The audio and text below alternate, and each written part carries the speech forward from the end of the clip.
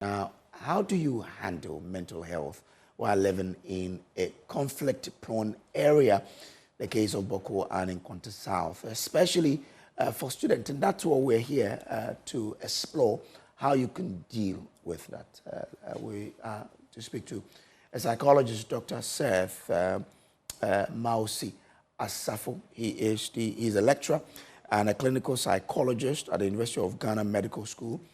He is the National Secretary of the Ghana Psychological Association. Doc, I'm grateful to you for joining us here this morning. I mean, things will be tough for these students who are living in the Bawku and environs and in Nkwanta South, who are preparing especially to write WASI. I mean, from your professional point of view, we say they will be under pressure, but what exactly will these students be subjected to from what you do know? Thank you very much. Good morning to you and your viewers. Just to create a picture is that any kind of conflict or any event that supposedly causes the mind to feel that it's under some kind of threat only means that you are preparing for a danger. Sometimes these dangers are real, other times they're imagined. Now, the interesting thing is, after any significant tragic event, one especially that's unexpected, the brain goes into what I call a hyperdrive of thinking about possible dangers that can happen. So you just picture it this way, that you're being pursued by a wild creature. At what point do you ask that creature to stop so you can basically sit down and study or write? So the mind goes into this place where the danger seems to be reoccurring. And the interesting thing about that kind of danger is even when it's imagined, the brain reacts as if it were real. So our brothers and sisters are going through a very significant period where it's like anything can happen. And when you're on guard, but nothing is happening, it depletes your system's resources, both physically and mentally. So it's an interesting place to be. Yes, I believe that the students are going to be under a lot of pressure. In fact, writing an exam is already a pressured circumstance. And to add the feeling of danger means even more pressure. So it's totally. So if that is the case, how do we, or how does the mind deal with such a situation? Well, usually it takes time. So this is what we call in the realms of trauma. So a trauma is any event that's unexpected, it's life-threatening, it's severe, significant. So this is a trauma. Now, thing about many traumas is the brain will relearn that safety has been established, but it typically takes time. That's where the catch is. Now, in some circumstances, some people will go on to experience a significant form of the trauma in what we call a post-traumatic stress disorder. So after 1 month, we're expecting that many of the symptoms will become residual. Not that they don't exist, but they will drop in intensity. Now, the restoration process can also be enhanced by a number of things. For example, one of the key things or the most basic things to do is to express. So when we do trauma interventions, we normally would ask people to talk about what happened to them. Now, the reason you ask people to express it is so it can come into the conscious mind for you to process and say, okay, yes, this did happen, but it's not happening now. Now, the brain on its own does a protective mechanism where anything it considers as too much overwhelming, it tries to push out of consciousness. So it goes into your subconscious mind, or what I say, deep down in your brain. It doesn't mean it doesn't exist, but it will be in the background. And anytime there's a trigger, say maybe you hear the word war, or you see gun, or you hear trauma, or something of that sort, and then all these things come back into the conscious mind, and they can flood your emotions again. Now, as a way of trying to calm the system, we ask people to express it. By talking about it, a process of habituation sets in. It's like, you know, being used to an air conditioner and suddenly you don't have the AC. In the beginning, it can be difficult, but then your body will acclimatize to it. So that's the first process. Now, the second thing has to do with ensuring some level of safety.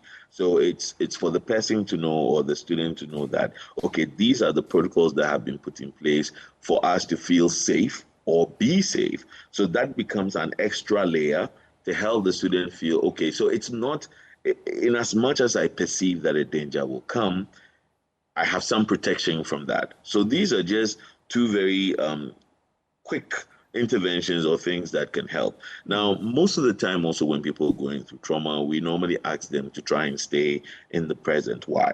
Because the mind consistently will be roaming and thinking about what could happen. Now, what could happen is very different from what will happen. And for humans, most of the time, our perceptions of what could happen are also exaggerated. They seem much larger and much bigger than they are. And 95% of the time, they never come to play. So we work with many people to learn how to stay in the present by practicing mindfulness. And mindfulness is a technique that helps you to focus on what you want to focus on. Now, look at this interesting phenomenon. The brain can create in great detail anything you think about. So, for instance, when people watch movies, you watch a horror movie, you know it's a movie, but you still feel the emotion of fear, or that you watch an emotional movie and by the end of the movie, you're crying because your favorite actor passed. And these are perceptive states. It's not that they are real, but you react to them as if they were real. And so by teaching mindfulness, you help people to clear their mind space of those triggers for danger and bring them to a place of calm where they can sense the present. So these are just a few things that can be helpful. And also the feeling of support or connectedness between teachers and parents and even the people who are going through it. So for many people who go through a trauma, one of the key things that we do is when we have them talk about their trauma in a group, they come to recognize that they're not the only ones experiencing this. So you just imagine that you have a class of students, and then you're asking them, "How are you feeling about this?" Or "How did you feel about what happened? You know, the violence." And they all start, "Well, now I can't sleep. Now I can't eat. Now I can't." Everybody then starts to realize, okay, I'm not the only one going through this. And for many of us, the moment you recognize that other people have been through it before or are going through it, it gives a sense of calm. So we normally also encourage a lot of group discussions when it comes to things like this. So we can basically normalize the emotions or what people are feeling. So that does not cause another concept of worrying. Like, why am I feeling this way now? Why is it that I can't concentrate and study? Why am I waking up in the middle of the night? Why am I peeing on myself? All those kinds of things. Yes. In all of this, how is time of essence here? I'm asking that because of the student and the time for them to write the exams. Yeah, I mean, as for time, I suppose that the students would have needed more time to, process all of this. That's just from a subjective point of view. From an objective point of view, we have different assessments that we do. And these assessments can tell us whether students are going through these symptoms that we expect typically during these periods and to what severity. Based on that, we can stage specific interventions. But I have not been there, but in the media reportage, I can almost imagine the tension that's there. And so to be writing exams under this kind of tension would definitely be significant. I tell you about an experiment that was conducted, and there were two lambs, the baby sheep. They were put in cages. So like one cage, the other one was next to them, and then you had a wolf also in a cage. Now, the lamb closest to the wolf died after 4 days, just thinking about what would happen if the wolf came out of that cage. Now you look at it. They were all in cages, but the perception was significant enough to push all their survival resources out of balance and push them out. So if you ask me, if it were possible, if there were protocols that be put in place, I believe that time would be necessary for interventions to be staged to bring them back to a state which I say is dignified for them to write.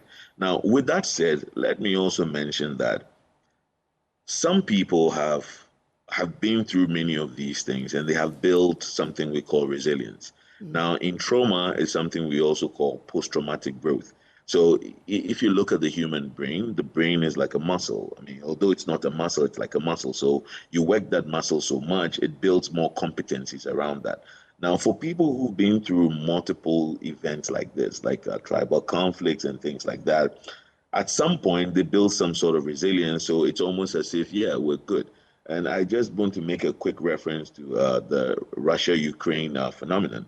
So we have a lot of evidence that shows that many people, regardless of the war, are going about their lives as if nothing's happening because this conflict has grown so long. A habituation of some sort has also developed.